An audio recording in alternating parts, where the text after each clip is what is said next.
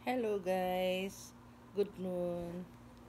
Kumakain ako ng labong na may na may tamban.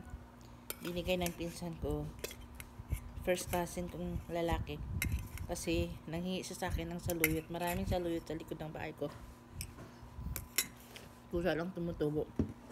Share ko lang pala. Ayun ang souvenir ko sa Indonesia.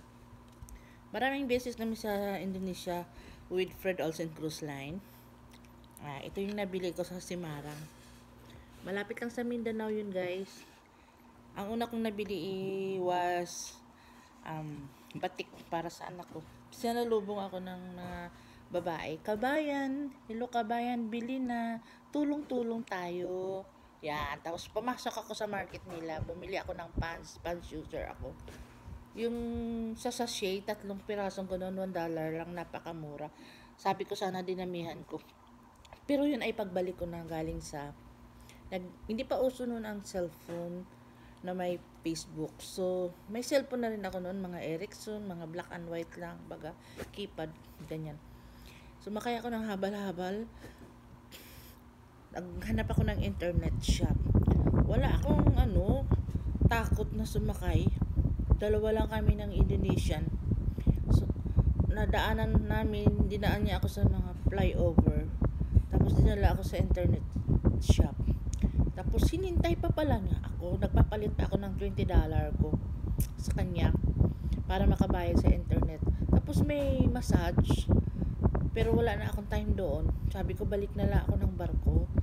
Tapos parang sa atin lang din, may mga tambak din na basura, ganyan. Tapos may mga billboard ng president nila na si Suharto, ganyan. Tapos nagtanong ako kung alam din nila sa amin. Sabi, that was the time of President Arroyo. Yun, nagkwento sana doon daw, kahit iba-ibang religion nila, nagkakasundo sila. Hindi magulo, ganyan. Tapos dinaan niya ako sa bahay nila, sa apartment. Tapos pagka tapat sa pinto, ayos naman yung nila tinitiran. Sumigaw siya, may wife, may wife. Sabi niya, tapos lumabas nakamalong. May takip din ang buhok. Sabi niya, mga Muslim, ganyan. Sabi niya, this is Filipina. She works on the ship.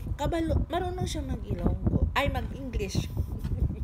Tapos yun, tuwang-tuwa. Tapos inintroduce niya ako doon sa wife niya. Natuwa ba talaga ako? Bakit na dumaan pa doon? Parang pinakita yan sa akin yung pamumuhay doon, yung kababayan, yung mga kabahayan, ganyan, sa lugar nila, sa Simarang. Tapos dumaan kami sa patwo. Ganyan. Maraming nagkukutuhan sa mga kapitbahayan nila. Habang nagtatakbo yung motor, sinisigaw niya, she's a Filipina working the ship, working the cruise ship, ganyan. Natuwa din ako sa kanya. Tapos, binigyan ko siya ng additional na bayad ko sa kanya. Back and forth na kasi yung yung pagsakay sa kanya. Kasi hinintay niya ako dun sa internet shop. Sa kanya pa ako nagpabarya ng $20. So, binigyan ko yata siya mga $10 siguro. Yun.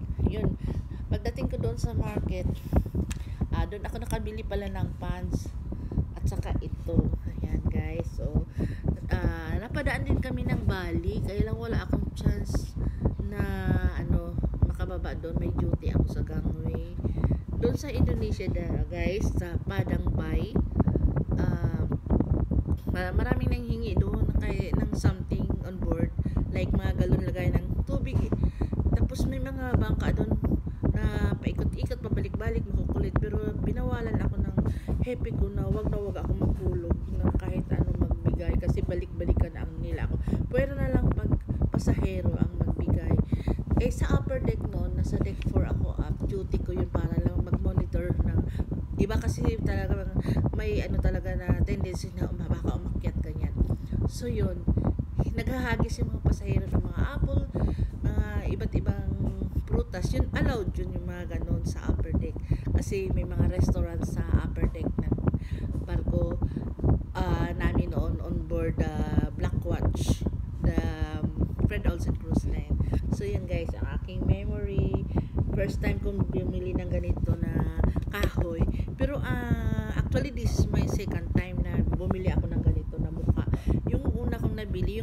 festival na sa Venice, Italy kami. Hindi ko alam kung nasaan na yun. Yun ang simbolo ng Italy eh. Yung ganun daw. So to, at saka yun, may dalawa pa akong kwento. Yung binili ko naman sa Ghana, Africa. Pinabili ko lang actually. Ganyan, kung no bashing, ano lang, ngipin lang ang maputi sa kanila. Pero mga nice people sila, accommodating ganyan sa gangoy namin, sinasalubong kami, sumasayaw sila sa Mozambique, sa Holbis Bay, sa Celebration Island, sa Durban nakarating din kami, tapos sa Cape Town, sa pangatlong barko ko at saka sa fourth ship ko. Ayan, African Island ang biyahe namin. Ito, bali, so yun, next kong mag-asawang mukha na yon. Ayun sa baba naman, sa Vietnam ko yun binili, yung tatlong, yung parang diamond style. Yan. Health, family, and money yun. At ayun naman sa Kobe, Japan. Yan guys. Okay, enjoy my sharing of videos. Hindi ko alam kung anong significant ito. Anong significance pala. Kung ano ang kwento nito sa Indonesia. So, yun. Year 2000.